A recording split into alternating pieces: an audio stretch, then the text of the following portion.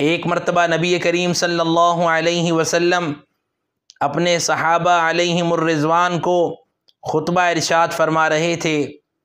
سامنے سے 5 اور 6 سال کی عمر کے 2 بچے سرخ قمیضیں پہنے ہوئے آپ صلی اللہ علیہ وسلم کی طرف آتے ہوئے نظر آئے۔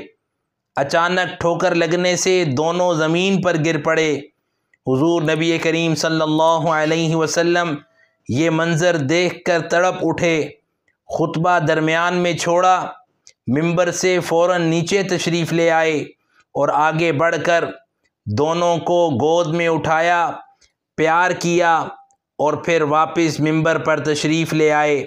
دونوں کو گود میں بٹھا کر دوبارہ خطبہ ارشاد فرمانے لگے۔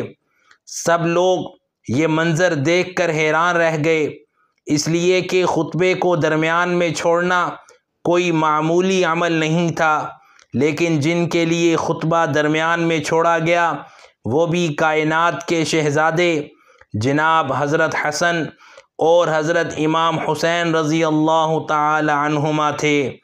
اللہ سبحانہ و تعالی حضرت امام حسن اور حضرت امام حسین رضی اللہ تعالی عنہما پر کروڑوں رحمتیں نازل فرمائے اور ہم سب کو ان کے نقش قدم پر چلتے ہوئے اپنی زندگی گزارنے کی اور آخرت کو سنوارنے کی توفیق، فکر اور سعادت عطا فرمائے، اور ان کی محبت کی برکت سے اللہ تعالی ہمیں اپنا محبوب بندہ اور رسول اللہ صلی اللہ علیہ وسلم کا محبوب امتی بنا دے۔